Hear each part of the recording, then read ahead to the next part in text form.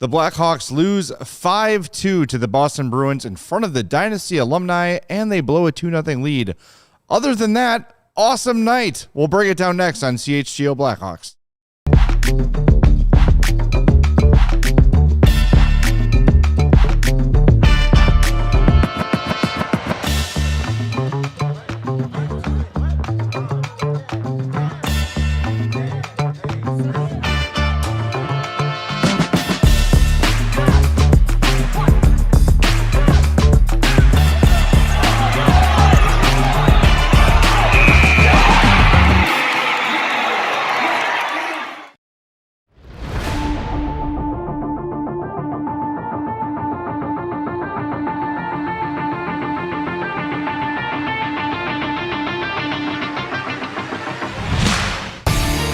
Welcome into the CHGO Blackhawks post-game podcast presented by Bet365.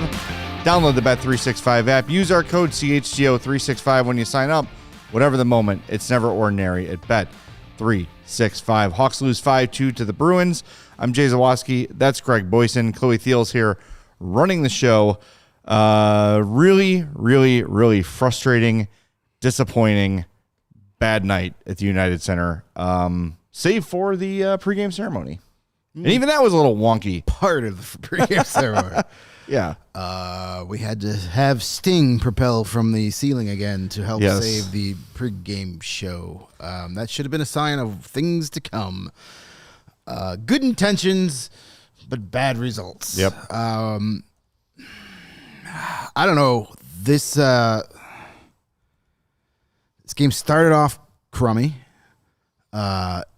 Bruins get the first 8 shots of the period, but then the Blackhawks get the final 6 of the first period, take a 2-0 lead. Yeah, found some life, definitely. They scored goals that Jeff Blashill wanted them to score. He talked about it at morning skate, about how the Blackhawks need to get to the middle of the ice. They didn't do it enough against Calgary. Both of their goals tonight came from the middle of the ice. Yes, they did. Exactly what he wanted. Yep.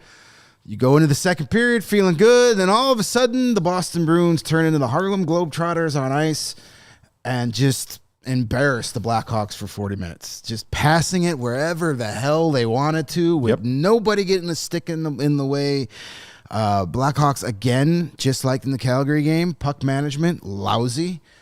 Too many turnovers, too many bad decisions, too many guys trying to go into business for themselves, trying to skate through 4 or 5 defenders. We were afraid this was going to happen when Connor Bedard came back, and it's happening. The simple north-south game that they used to go 5-1-1 out of the holiday break to beat the Dallas Stars twice in a week. Yep. They're not playing that. They're not playing that anymore. And look, and they're losing. Connor Bedard is guilty of it too. And I've noticed over the last couple games that Connor Bedard looks like the Connor Bedard we saw the last 2 years, not the one we saw to start this season, where he looked like a different guy, and you could see, look, there's this Connor Bedard and the other Connor Bedard. He looks like the old Bedard again, and not in a good way. And look, is he 100% healthy? Probably not. I think he's back sooner than we all expected, but having a sore shoulder doesn't force you to make a blind pass through traffic, or doesn't force you to not win a puck battle, or doesn't force you to lose the puck, have a puck hop over your stick because you're already off to the next move. We see it in football all the time where the receiver starts running before he actually secures the ball. We're seeing that on the ice with Connor Bedard and some others. So, look, I don't think there's one guy that's to blame here. I don't think you can blame Connor Bedard simply for existing for the rest of his teammates trying to do more than they've done. But what's aggravating to me, and you alluded to it, is you had success playing an easier style of hockey. Now you're making it more difficult on yourself by trying to add 2, 3, 4 extra passes per sequence. Why not just stick with what worked? You were getting caved in the first period. You get a power play, you score right after it expires. The rest of the period, you're taking it to the Bruins because you're keeping it freaking simple. You're getting the puck to the middle, and you're getting pucks on net. You're up 2-0. Awesome. Everyone feels good. Crisis averted. The start of the first period was bad, but they figured it out. right away, 2 minutes into the second period, Boston scores, and it's as if you took those last, 5 minutes or 10 minutes of the first period and just erased them. And it was another 40 minutes of what we had seen the first 10. It's incredibly frustrating because they have the evidence of do this, no worky. Do this, worky. But let's stop doing the thing that's working because, I don't know, it's not as fun or not as fancy. It's so aggravating. Like, I could see if Jeff Blashill had been, raving his team, like, keep it simple. Come on, north and south. And they went 0-15 or whatever when Connor Bedard was out. Fine, I see that. You had success playing that way. And every game this season you've had success in, that is the way you've played. I know this team is young. So when you see individual mistakes, you can kind of live with them, right? Fine. Those are the things you expect from a young team. But this is a team mentality we're seeing. And like, aside from Nick Foligno, who else is playing the way that we saw them play before Bedard came back? Nobody. Literally everybody, and I'll say Ryan Green too. Ryan Green typically makes the right play, the smart play. Ryan Green plays the same hockey game every night. Right. And good for him, he scored tonight. But even like we're seeing like the most dependable defenseman on the team, Wyatt Kaiser, making bad decisions and, dare I say, somewhat like selfish decisions, trying to make something happen that's not there. Stop. You are going to be out-talented by most of the teams in the league. Boston is a team that is, we don't really know what they are. I'm happy to say mid, but they've been hot lately. They're playing, yeah, they're playing very well lately. So just dance with the girl that got you there. You know what I mean? Like, you've seen it work, and then you bail on it. It is so aggravating in that regard. Yeah, it's just, you thought that they had finally embraced what Blashill's been saying all season. And then it's just like, okay, let's just go back to not doing those things. And the results speak for themselves. Yep.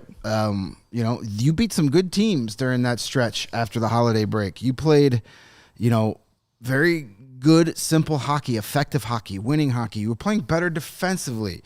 The defense tonight as a whole was lousy. The start of the game, it just seemed that every time the Bruins got the puck into the zone, the aggressiveness went away. Everybody started collapsing towards Soderblom. 100%. I don't know if that's a product of, the backup's in, we got to get down low and protect him as much as we have to. I don't see that happening with Spencer Knight all the time. There was no aggressiveness on the so they all pulled in and played on their heels. And the Bruins just passed the puck at will, cross ice. Hey, that was fun. Let's cross ice it again. Easy goal. Cross ice, easy goal. David Pastrnak, one hands with Louis Crevier draped on him to a wide open, it was too easy. Yeah. They did not make life difficult for the Bruins at all tonight. And a team like the Bruins are going to feed off of that and beat you. They're a veteran team. They've got guys that are can get to the middle of the ice. David Pasternak's one of the top 5-6 players in the game today. He's great to watch. I mean, you look at his stats and playing on a team like the Bruins, and somehow I think he's still overrated when it comes to best player in the league discussions. He's kept that team afloat the last couple of years, almost single-handedly. Pavel Zacha is a very good, simple forward that plays the way that needs to be played.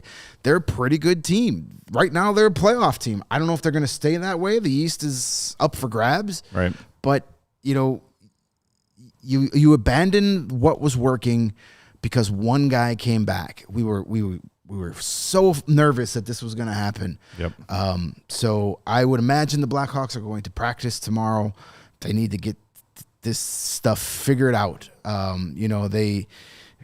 It's just frustrating when you see a team figure it out and win without their star. They get their star back, and now they're just playing loosey-goosey, go into business for yourself hockey.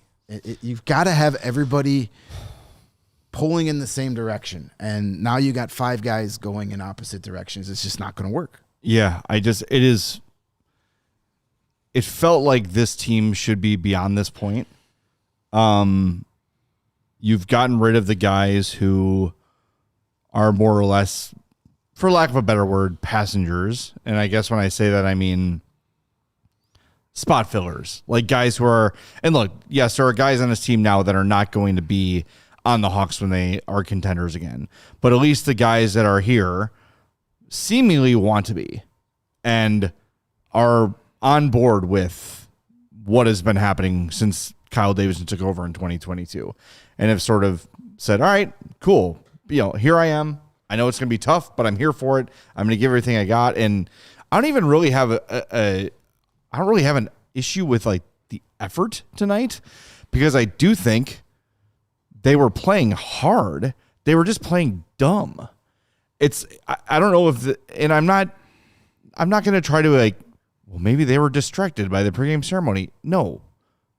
Be a professional. They've had 3 of these already. Yeah, you should be used to these by now. They've watched the giant curtain get stuck multiple times already. Yes, it's just, I don't know. I thought that we were beyond this point of, look, you're going to have a game here or there where, they just didn't have it and they couldn't complete a pass, and it's one of those games.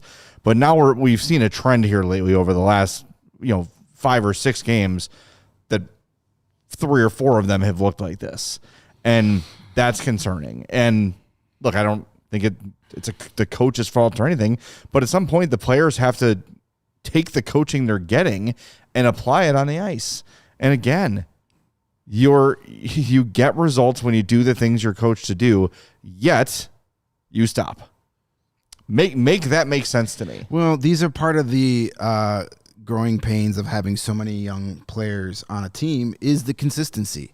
Young players take time to play consistent hockey night in, night out. Play the same game over and over again. I mentioned earlier, Ryan Green gives you the same game every night. He's an exception to the rule. He's been tremendous. And, you see games where Oliver Moore and Nick Lardis look like they're ready to take over. And then you have 2 games in a row where, they played. Right.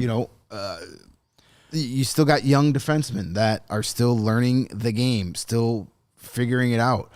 Artem Levshinov didn't have a great game tonight. No, he did not. He struggled. He made some poor decisions. That's going to happen with a young rookie defenseman. Yeah. He's coming off his best stretch of hockey of his young career. 10, 12 games of playing really good. He has a bad game. Okay, that happens. Right. Let's see him bounce back on Monday. And what I saw, the mistakes he's making too were him trying to do too much. Trying to carry the puck into the zone or create that perfect pass. Like, it wasn't just mismanagement of the puck or some of the stuff we saw well, we're very early in his career yet, but you know what I mean? In his first little while in Chicago, where it was just sort of lack of focus stuff. Now you've seen that confidence grow with the puck, but now maybe that needs to dial back a little bit because he's getting a little too aggressive sometimes. Yeah, I love the fact that he's got the confidence to be aggressive, but now he has to learn the moments where that's not a good idea. Right. And that comes with experience. That comes with playing more games, where I love the fact that they took the training wheels off of him and they're letting him be wild and free, Artie. It's a lot of fun to watch. Usually. But when you have that type of player, you're going to have those moments where you're like, what are you going to do? So, and Blashill said it all year, and I completely agree with him. As long as the positive plays are outweighing the negative plays, you can live with that. Well, tonight the negative plays outweighed the positive plays for the first time in a while. I agree with that. So those are the things that are going to happen with a young defenseman who is aggressive and wants to add, offense. And listen, this team needs him to be dynamic in the offensive zone because they've been held to 2 or fewer goals in 6 or 7 now. The offense has not been great. And, so I don't have a problem with that, but he is going to have to learn, and he will learn that there are moments to press and then there are moments to live the fight another day. Yeah. And he's just trying to be all press, all press, all press. He'll get it coached into him that there are certain times where, the end of a period, the third goal, he's trying to go one-on-one on Victor Arvidsson, who's a very good defensive forward. Yeah. He tries to beat him one-on-one instead of just chipping the puck in and going and getting it. That was a bad mistake. That's a mistake that's going to get pointed out to him. And hopefully the next time he's in that situation, he learns and he lives to fight another day instead of the puck being in the back of your net. Well, you mentioned their recent scoring woes. Since their 7-3 win over the Blues on January 7th, they scored 1-3, 1-1-2. It's not good enough. Yeah, you're not going to win by doing that. And some people are questioning, like, why did Arvid Soderblom play? I think he was fine for most of the game. Things got away from him and from the team late because they were playing catch-up hockey in the third period. You can't play Spencer Knight every night. No, he cannot play 82 games. He's not Glenn Hall. And he played – no, nobody is. And they have Glenn Hall stickers on their helmets now. I didn't notice that. Well, it's hard to see them because they're like as big as a nickel. We could talk about that after the break zone. That sounds great. We are going to hit the break zone. We do have to – because it is now sponsored, we do have to give game pucks. Speaking of nickels, so yeah, we'll take all the nickels we can get. Our game day men's health game puck nominees are. I'm going to give one to Ryan Green. Yeah, he scored a goal.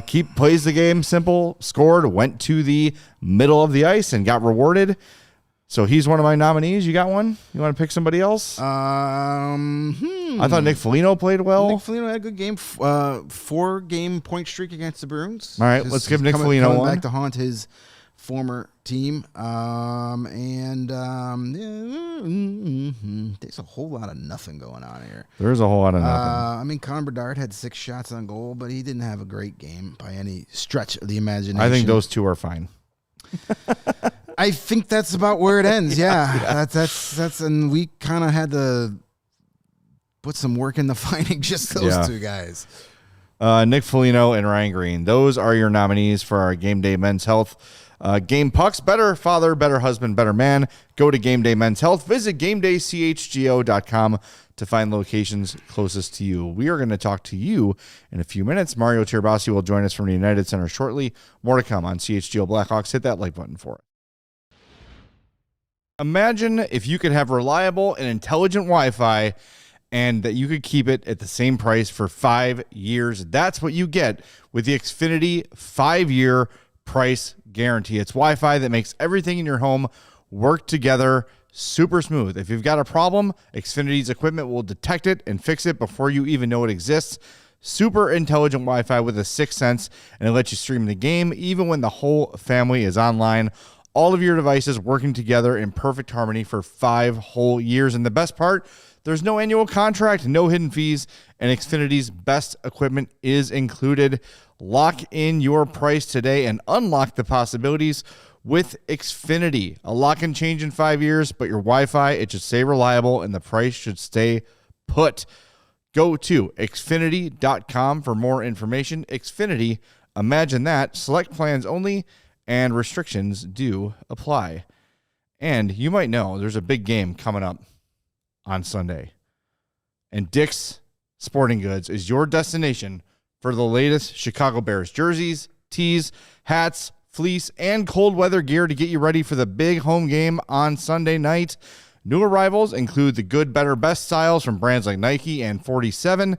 Shop in-store or online at Dicks.com or get your gear fast with easy pickup options.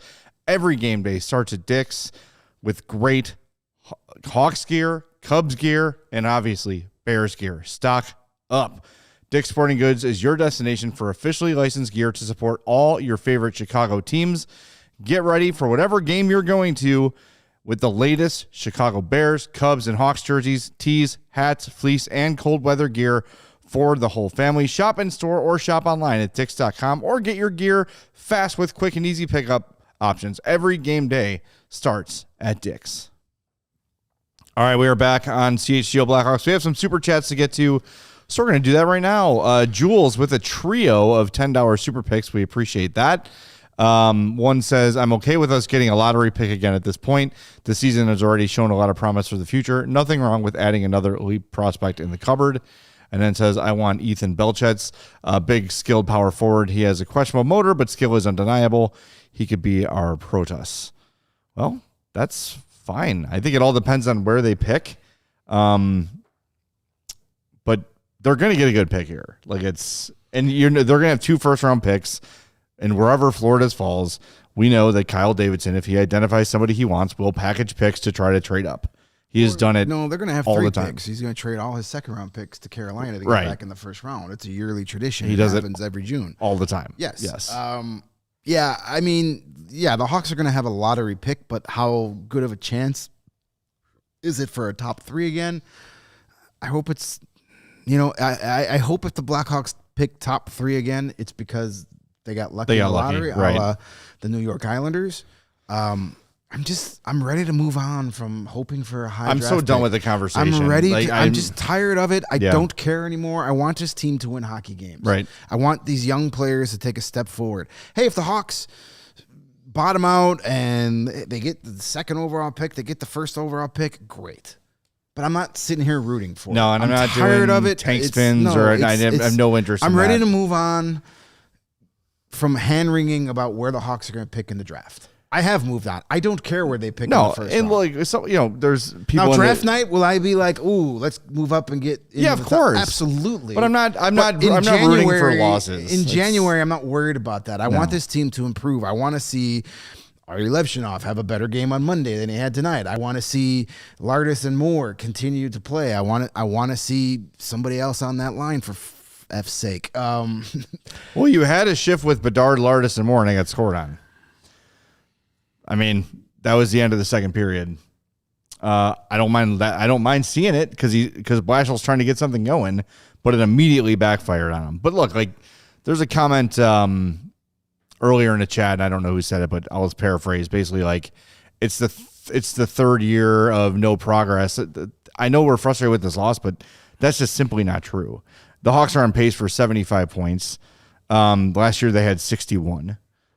That is a 7-win improvement, which I'm no math major, but that's a significant improvement. You also have, aside from the last couple games, Connor Bedard playing at an MVP level. You have Artem Levshunov leading the team in ice time by a significant margin again tonight. Was it a great game for him? Absolutely not. But the last little indication, the last little stretch for him has been his best as a pro. Most nights, Moore and Lardis are noticeable and good. Crevier has come out of nowhere and solidified himself as an important piece of this team. You have Spencer Knight playing great and continuing to play great. There is a lot of progress, and you're going to have, when you've got a young team, stretches like this where things look really, really bad. I get it, and tonight is very, very frustrating. But to say there hasn't been progress is simply not true. Not to mention that there's a very good chance that you're going to get Anton Frondel and Sasha Boisvert this year. Yeah. And from what I understand, Frank Nazar is going to be back in a few days. Frank Nazar, there was an update He was at from morning Frank skate. Saravalli today on the pregame show. It said they're going to work him back to contact within the next week or so, and then the plan is to get him back before the Olympic break. Blashill said today, because he actually participated in morning skate today in a non-contact jersey, and Jeff Blashill was asked about it, and he said they're going to get him back in a full practice here soon, maybe as soon as tomorrow. If the Blackhawks are practicing after tonight's game, they better be practicing. I think they've earned a day off. They earn double practice tomorrow. Skate them Double- till they puke. Double secret practice. But he said he ruled him out for Monday, but he said after that, we'll see. So I think just a couple of practices with some contact, take a couple bumps, and he should be good to go. So hopefully by next weekend, he's back in the lineup, and that's not going to hurt you. It's there's progress. Progress has been made. I mean, I know it sucks when you lose 3 in a row after a great stretch, and that's going to happen to any team. But you got to zoom out big picture and realize that this team is in a much better place on January 17th, 2025 or 2026 than they were January 17th, 2025. There's no question about it. And it's building towards getting better. Yes, I don't think there's any question about that. And we're not telling you to not be frustrated after a loss, but let's not lose perspective on where this team is. Zoom right out to the and big I'd also picture. encourage too to stop comparing to other teams, right? Are the Sharks having a better year than the Hawks? Yes, but they didn't lose Macklin Celebrini for a big stretch of the season. They're also in the Pacific, not the Central. Take a look at the best records in the NHL right now and what division they're in. Right? Like the best teams in the NHL are in the Central. Colorado 74, Dallas 63, Minnesota 63. The Pacific, the highest team is 58. So there's no use in trying to like, well, they're here and they're here. Why aren't the Hawks here? None of this is determined yet. So yeah, the San Jose Sharks. Comparison is the thief of joy. The San Jose Sharks are in a wild card spot, 1 point ahead of the all of a sudden red hot Nashville Predators. They are a minus 20 goal differential on the season. Yeah. That's not sustainable. So, you know, the Blackhawks are a minus 21 goal differential. Right. And they're 6 points behind the Sharks. So, man, there are a lot of minus teams in the Western Conference. Not a lot of pluses, but when one team is plus 75, a lot of teams are going to be minus. Yes, that'll do that to you. It's unbelievable. I love too that Jared Bednar had like a meltdown after their last game. Like they lost one game. Sorry, your fifth loss of the year. I think he was more mad that his favorite hair care products weren't on sale this week at the local. His hair look. I feel like if you walked up to him, you could take his hair and snap it off. Like, how dare you? It looks gross. It looks like doesn't. You don't live in Denver anymore. With a hammer. It has a little bit of product in it. A little bit of product. A little bit of product. I think he unscrews the oil cap on the bottom of his car, puts his hand under there, and then sprays that. His hair probably feels like a pack of ramen noodles before you put it in the water. That's exactly how I imagine it. That's true. That is true. Questionable hair care decisions. Good coach. Amazing coach. Yes, great coach. I will trade bad hair for good coaching every day. Well, it's the hair that does it. Oh, is that it? Yeah. Does it like come off and he like sets it on like a Lego hair? Yeah, he's got Lego hair. Yeah, before he does the press conference after he has to put his hair on. He's got like that machine Darth Vader had in Empire Strikes Back where he lifts it on his Darth Vader is a character from the movie series Star Wars, Chloe. What? I had him on my shirt. When was that made? Like 1930? Basically. Might as well be. Another $10 from Jules says, and don't get me wrong, if the Hawks somehow go on a run and make a playoff push, I will not be complaining. I don't think anybody would. And we had one more super chat to get to, too. I don't want to miss that. It's from Ralph. He says, far from a Hawks doomer, but Bedard needs to be better. 3 points in 3 games. I know he was injured, but he was in heart contention talks earlier. Look, the things I saw, at the end of the day, Bedard ends up in this game with an assist. He also had 5 shots on goal and 7 shot attempts. 6 and 8. There were just too many, and somehow not credited with any giveaways. There were several. I still haven't figured out what constitutes a giveaway by NHL standards. No, I don't either. Because it's some dude up there. Like, there was the last game where Andrei Burakovsky only was credited with 1. When I've watched him with my own 2 eyes pass it directly to the other team. Maybe it's an average of giveaways per shift, because that would have been 1 for Burakovsky last game. Yeah, I don't get. That's going to be my next in-depth investigation. What is a giveaway? Right. And by the way, D. Paris says Jay San Jose is beating good teams again. The Hawks beat the Dallas Stars twice. Over the last little stretch, they've got some pretty good wins in that run. Vegas is a team they beat. Yeah, that's a first place team. Yeah, they beat Nashville, who is on a red hot tear right now. Yeah, the only team that has beaten the Colorado Avalanche in regulation at home. Right. So the Hawks have some good wins too. Yes, and the Sharks have beaten some good teams, but to be a minus 20, they've probably lost to some bad teams along the way too. Yes. Again, comparison, the thief of joy. Should we do our new segment now before we bring Mario in, Chloe? All right, let's do it. I gotta pull the new ad copy up. Very, very excited about this. This is, tell me when you're ready, the Xfinity Big Takeaway. Xfinity. Imagine that. So Greg and I, we like to fart around during the intermission, and Greg noticed something on the Blackhawks social media that seemed interesting. Random. A very random graphic published by the Blackhawks during the game today, congratulating Connor Murphy on his 535th game played. To move up to the 38th spot on all-time games played with the Blackhawks, which I was like, why?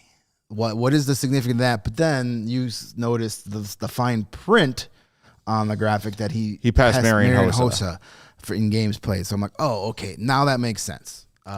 It just was kind of weird. It felt like we better get an acknowledgement out on Connor Murphy while we can. Is he getting traded tomorrow? Like, it felt that way. Like it was just a very random thing. I thought he was going to be the Rasmus Anderson of this game, who is going to be a Bruin in any moment. It seems.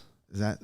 Well, the Flames played today, right? And then he stayed on the ice, handshook with every teammate leaving, lingered a little longer, so it seemed like it was like the goodbye. And then Elliot Friedman said the only team allowed to talk to him right now is Boston, and they're already talking about an extension. So it's like a matter of agreeing to the extension before getting the trade done.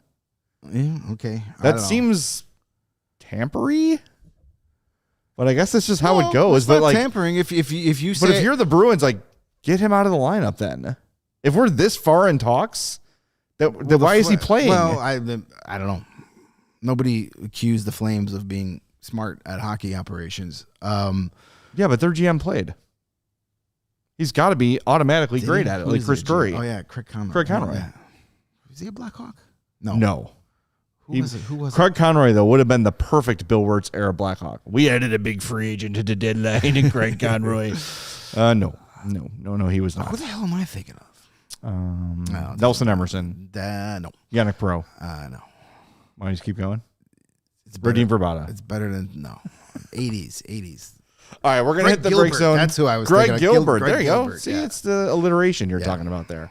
All right, Mario is standing by from the UC. We'll get to him next on CHGO Blackhawks. Is there anything better than getting back to the roots of hockey? The great outdoor game actually played outdoors. What a concept. The 4th annual Sand County Classic is happening soon at Sand Valley in Wisconsin, January 30th through February 1st. It's a 4-on-4 hockey round-robin tournament. They got multiple outdoor rinks with beautiful settings, snow-capped dunes, pine trees. It is absolutely amazing. The outdoor rinks you dream of, that's what they've got at Sand Valley. Divisions for 21+, 30+, and 40+, with beginner and advanced tiers, hospitality, swag bags, and the best part, if you go to Sand Valley's website, sandvalley.com, and look at the views, you're going to get lodging that overlooks the rinks with those fantastic views. Do it. Get your team registered now at sandvalley.com. Again, that is the 4th annual Sand County Classic at Sand Valley. Register your team at sandvalley.com.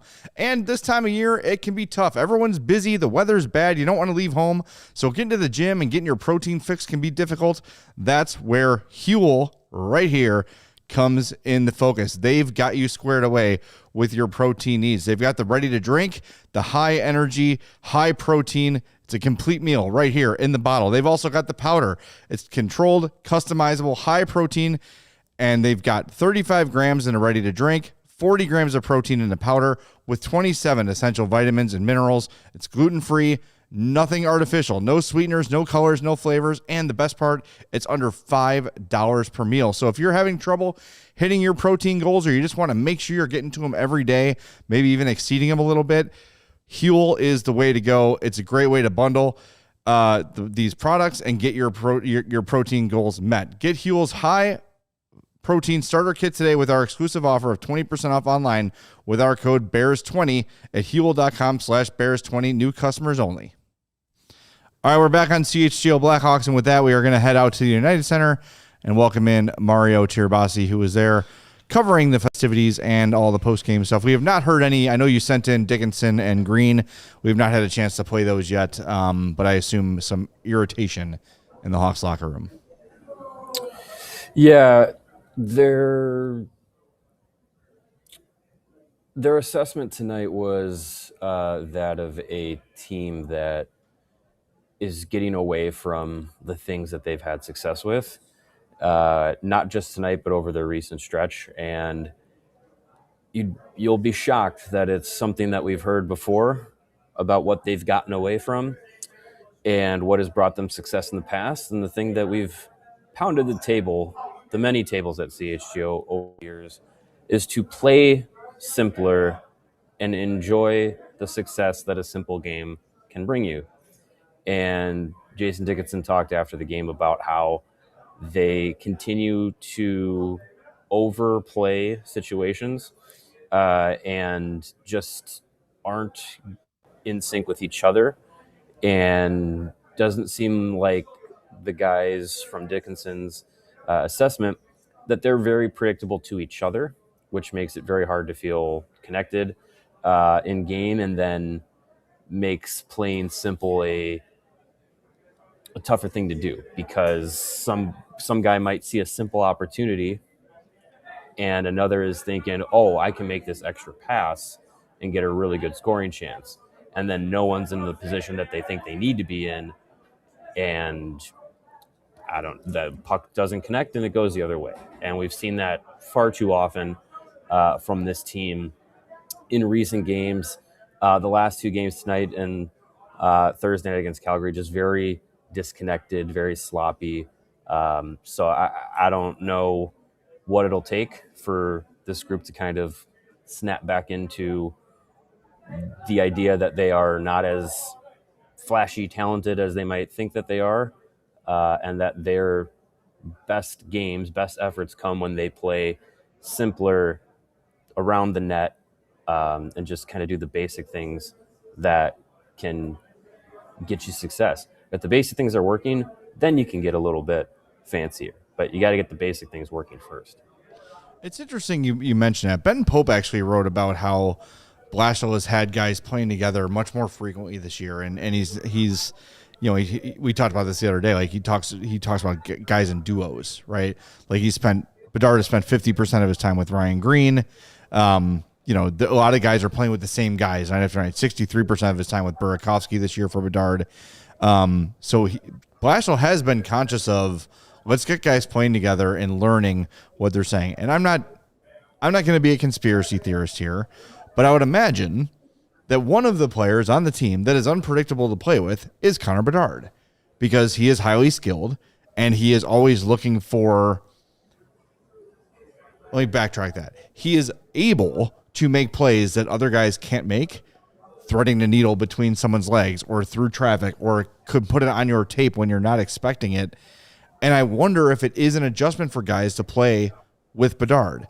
And maybe because he had been gone so long, some of that predictability has gone away for them. I also think you probably see Bedard saying, I missed too much time. I got to come back here and be Connor Bedard again. And it's probably putting a little too much pressure on himself.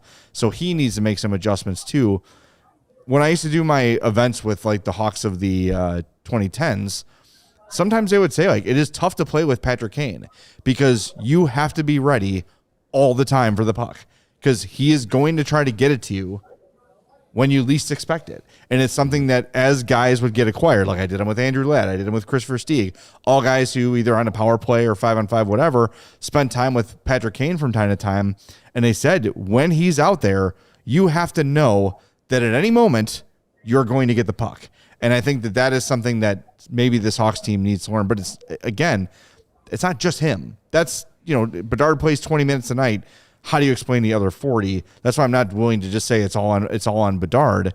But I don't know. I feel like after losses, we are doing the same show, and we get the same confirmation of our thoughts after you join us, because you said the player said exactly what we have been saying for the last half hour. Yeah, that was the first segment of this. It's not complicated. Show, saying those things. Yeah. It's not complicated. It's what we are all seeing. The three of us, everyone in the chat, we're all watching the same game. We're all seeing the same things.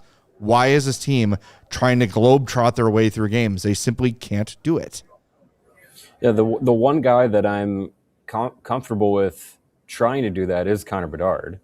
But everybody else, I think you have to, look in the mirror and know who you are at this stage in your career. For a lot of these young guys, they're starting to, scratch the surface of their potential. So maybe there is a little bit more for them to do, but you have to lay a foundation in the NHL of what your skill set can be before you can really grow from there. So keeping things simple and straightforward is a good baseline to go. For a lot of the veterans, I think Tyler Bertuzzi knows the kind of player he is. I don't question him and his decision making all that often for what he's trying to set up. But I think there are times where, you look at some of the veterans, and I look at like Ryan Donato. There's a guy that I feel like can simplify his game. You look at Andre Burakovsky. He had a really good stretch, about 10, 15 games ago. And since then, I've had a really hard time kind of pinning down his game and what makes him, like, what can get him back on track. Because the thing I think with him is just like his puck possession and decision making has been great. Well, I don't know if simplifying the game as far as going north and south straightforward is much of a change there when handling the puck is the problem. Whether or not that's just making faster decisions, quicker decisions with it. Don't hold on to it as long as you might think you need to. Maybe that could be an adjustment for him. But I think you look at Louis Crevier. He's got a very simple mindset. I have the puck. I have a lane to the net. I'm going to blast it.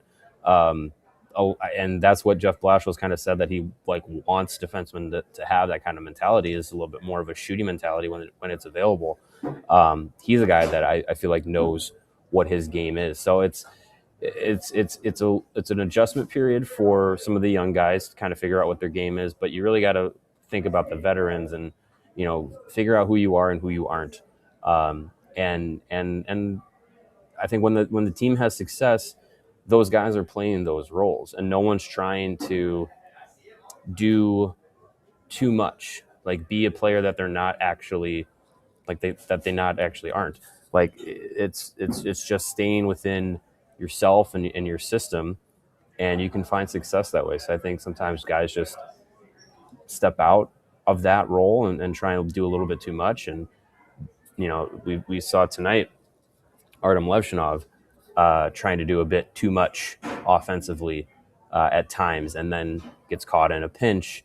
Bruins go down, score the third goal of the game. So I don't know. It feels like it comes down to a player's decision to play that style rather than anything the coaching staff would have to schematically adjust. You mentioned when you were talking about Burakovsky just holding onto the puck. I think a lot of it too is just execution. And when a puck is on your stick, keep it there, right? Like we've seen a lot of that too, where guys are just really easily turning the puck over, even if there are, even if the play to them is made simply. Like Ryan Donato had 2 2-on-1s today. One, he tried to pass it through a guy where it was clearly defended. The defender was taking the pass away from Ryan Donato. It was a 0.00001% chance of that happening. Then on another 2-on-1, he tries to do put the puck behind the defender and then jump to his other side, and the puck rolls harmlessly to no one. Like, yes, it's a young team, but the guys I feel myself frustrated with the most at the end of the night are most of the veterans.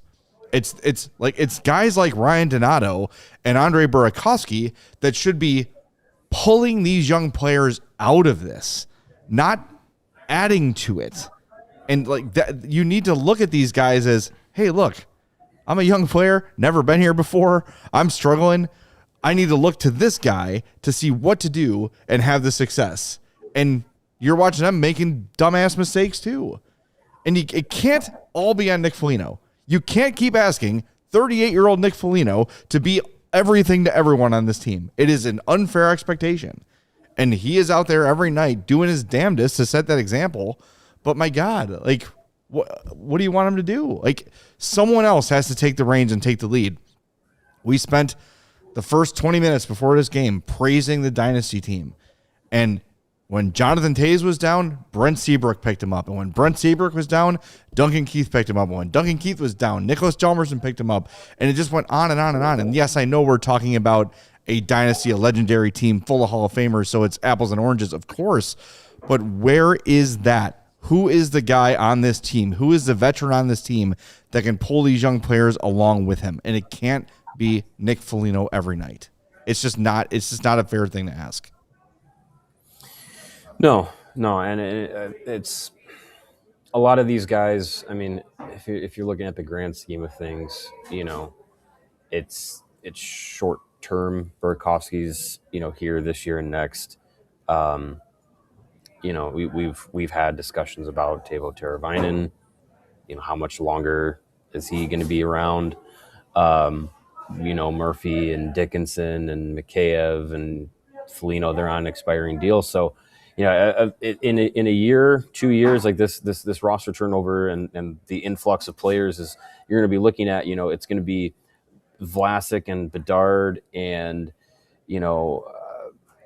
looking at like Oliver Moore in 2 years could be a guy that's like bringing along the next couple of guys, because this team's going to get young, and this team's going to be mainly built up of the guys that were brought in through the rebuilding process, and we're cycling from these are the young guys to now they're going to be the veterans.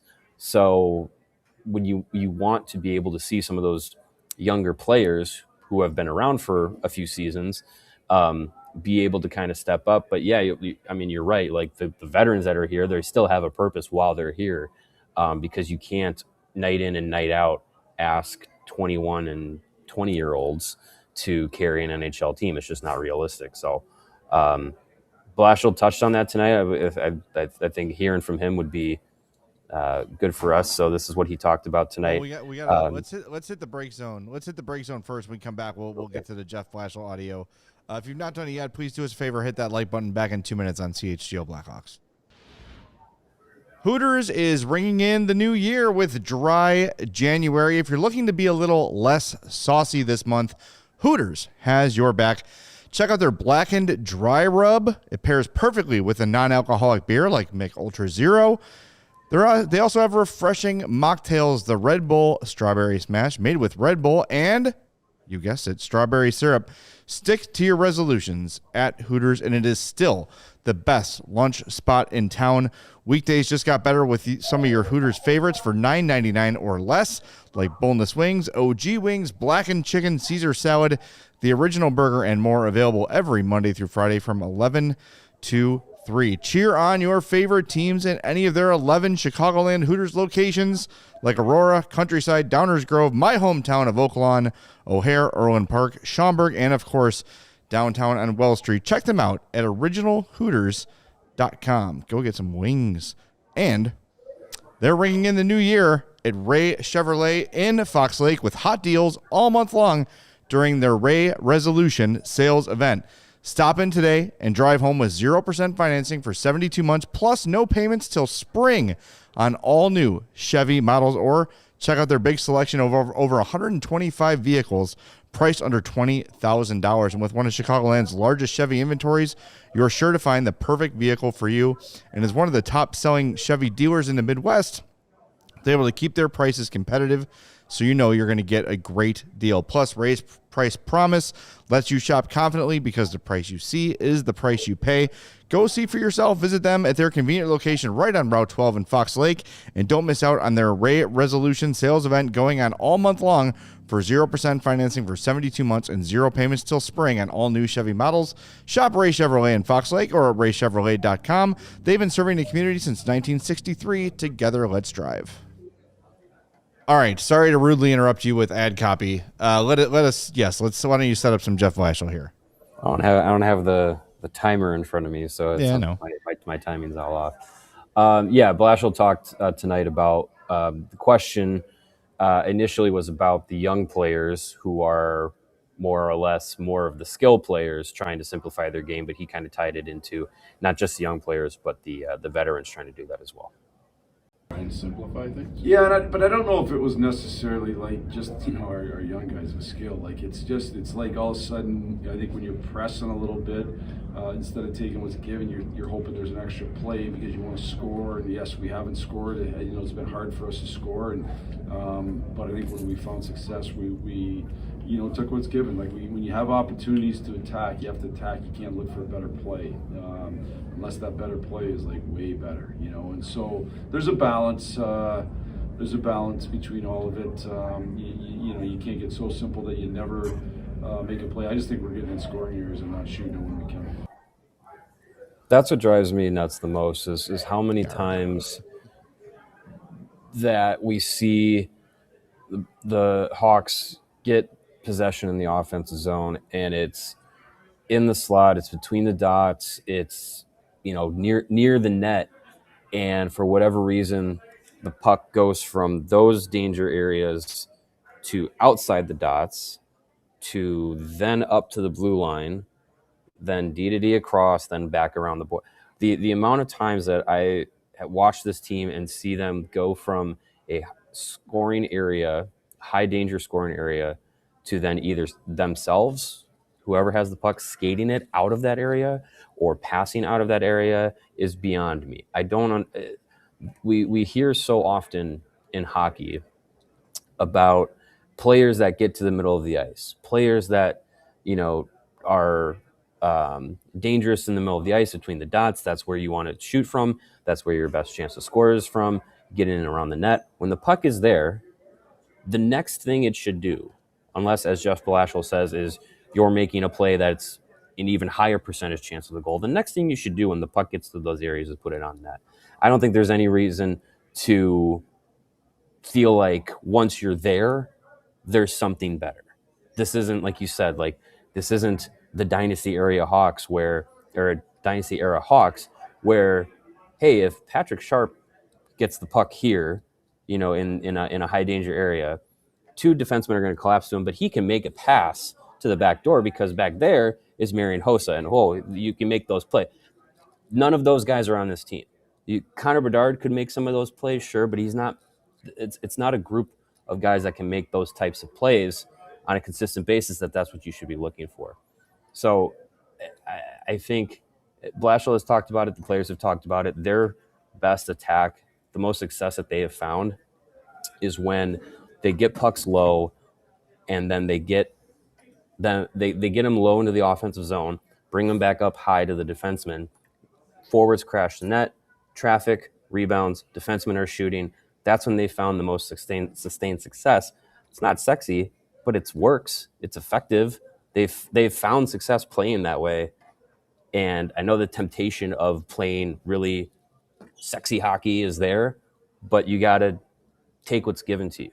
And when you're not getting those extra passes, those extra opportunities, you have to go with the simple things. And it's just frustrating that it's such a simple concept that's not understood by professionals sometimes. Well, I mean, look, even when we would get frustrated with the dynasty teams, it was the same story. It was, I can't tell you how many times I got aggravated with Duncan Keith, who's wide open at the point on the power play, and instead of just teeing one up and blasting on net, he's going for that tip pass at the side of the net that he did all the time. And I think he's maybe the best defenseman in Hawks history. Top two, if you want to argue him and Chelio's fine. But they all did that. And and that's the thing, is who are the teams in the NHL that night after night after night are scoring nothing but highlight reel goals? That's not how the game works. Definitely not in the postseason. And of course, and look at the game the goals you scored tonight both came from pretty much the same area. Ryan Green right in front.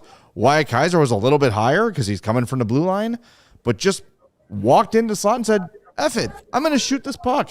And it worked, right? And as much as I've been high on Levshov, bad game tonight, no doubt about it, but he has walked himself into scoring chances with his skill only to then look for the pass. And it's, man, you've got a cannon. Use it. There's a couple plays tonight that in the first period, and some of them were on the power play, but it happened a couple of times on 5-on-5 where, somebody gets the puck. I know Bertuzzi did it at least once. I think Burakovsky did it a second time. They get the puck and they're on the goal line and they're 5 feet from the net and there's no one between them and the net, but they look to pass it back in the slot. Take it to the net. Try and jam it home. Maybe you get a rebound. Maybe you get a scramble. Crazy things happen. I don't understand the idea of being one-on-one with the goalie. Yeah, you're not at a good angle, but you're 5 feet away, so let's pass it 30 feet away and take ourselves out of a chance. Well, and it's happened multiple times in the last. How many times have you sat there in the press box next to me and go, Just take it to Take the it to the net. net. It happened with Ryan Green today. I think it actually was right before he scored. To be honest, he had Right. That was the Burakovsky He was play, he was the Korpisalo's left. Ryan Green walks in, and no one goes to it. Like he honestly could walk to in front of Korpisalo. No Bruin was anywhere near him because they all knew they're trying to get the pass to Bertuzzi on the other side of the slot because they do it every time, and it has worked really, really well. But guess what? Throw it up. They showed Andrew Shaw's first career goal today. It's exactly what it was. Walked to the net, threw a top shelf, boom.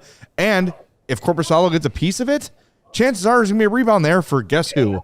Tyler Bertuzzi, right. who can swat it in that opportunity. Or you've got two other guys crashing the net on that chance. Like, I don't know. We're talking in circles. We're saying it's the same thing after every loss and some wins. It's just it just aggravates because they have seen what happens when they do it the right way. They've gotten results. All right, I know there's a little more Jeff Blashill to play. I think it's specifically on Levshinov, right? You mentioned Artem Levshinov. He was very noticeable at both ends of the ice tonight, offensively and defensively, and at the time that he was on the wrong end of the ice. So this is what Blashill had to say after the game about Levshinov's performance tonight. Well, I think he's attacking it. I think it's the balance now. Like he was up in the, he had some moments of really attacking it and skating, and now I think it's though like you can't give up easy chances while you're doing that.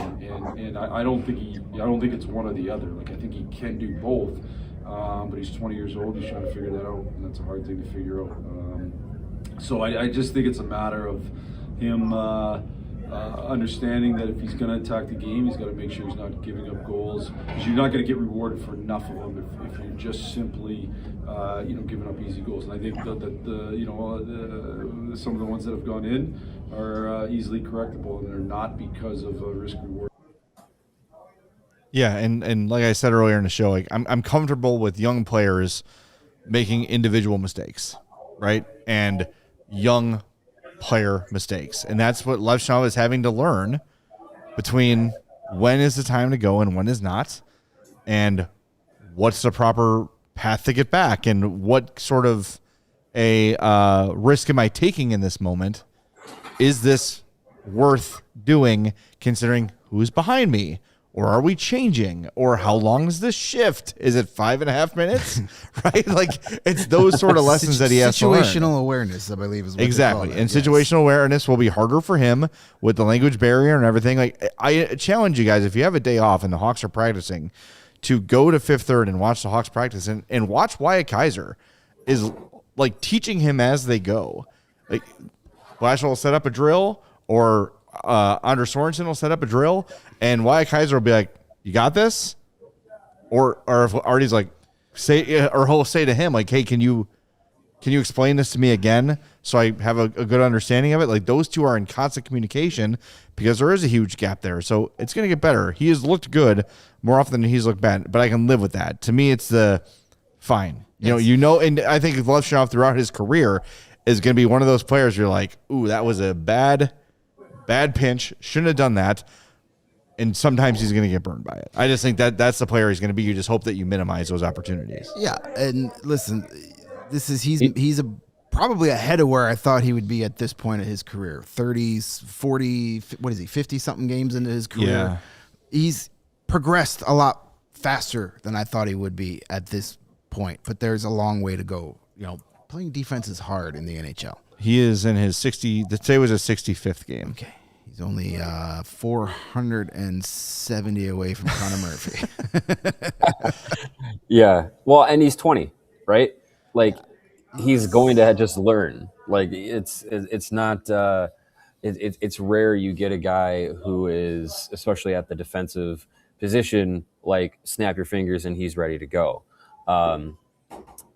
So yeah, I think tonight felt like a game that he was given like the coaching messaging of like, hey, we want you to attack the game, attack offensively, like use your skating, get up the ice, do that. And he was just like, yes, I will do that. I will get up the ice and attack. And then it was just like, oh yeah, I also have to defend. Shoot, forgot about that. Like it's just something that I think offensively tonight, like he was in deep into the offensive zone a lot. He was creating a lot.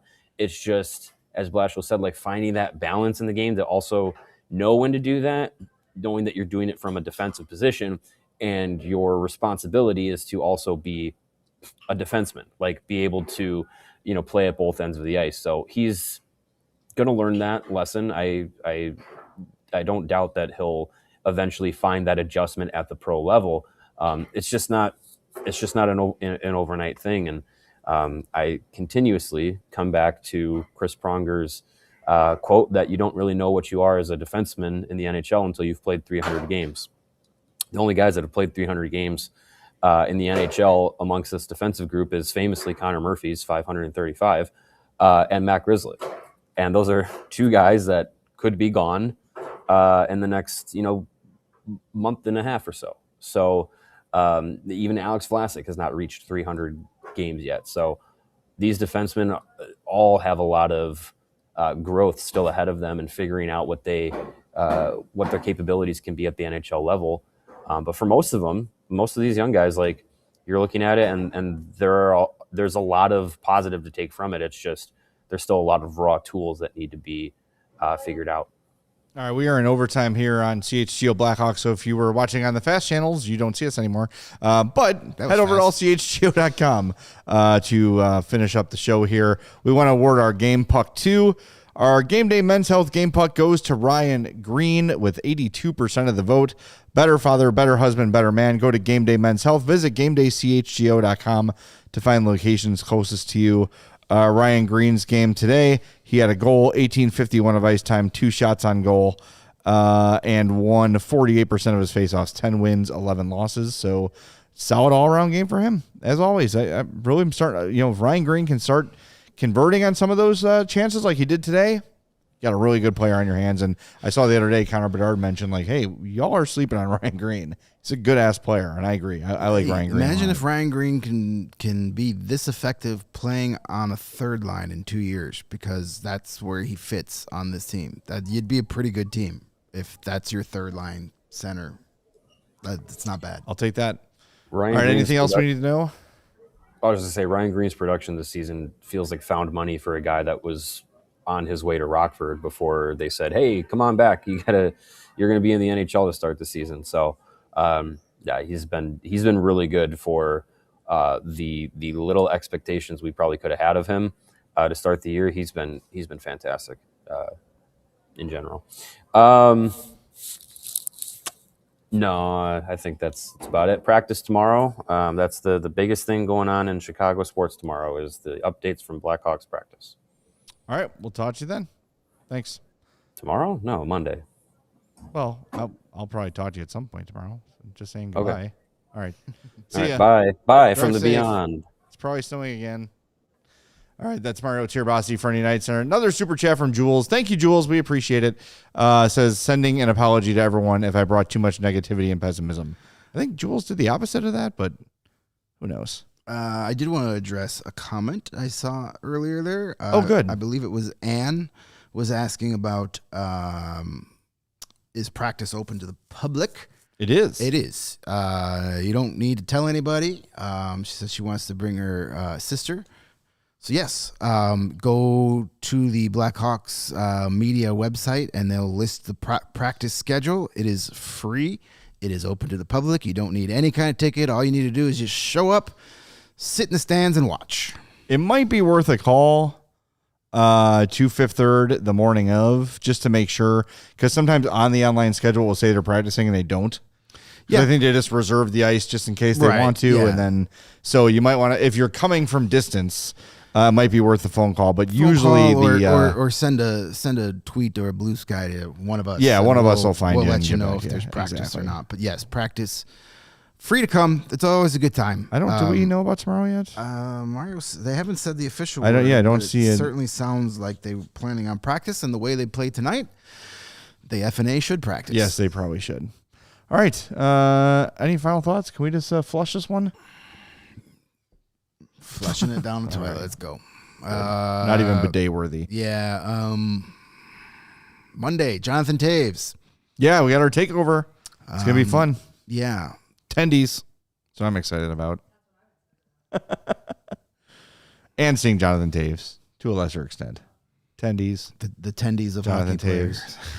Yes. Yeah. Yeah. Should be fun. It's going to be a good time. So, by the way, Monday, since we do have our takeover, we will have a pretty significant delayed postgame show, probably about 45 minutes after the final horn, because we got to leave. We got to get here. We got to get the stream set up and everything. So we will be here. It'll be a little bit delayed, and we'll keep you abreast of the start time when we know. So we'll talk to you then. Thanks for being here. Thanks for being with us. If you've not, please hit that like button on your way out. We'll talk to you Monday on the CHGO Blackhawks podcast. We all silly like the mayor.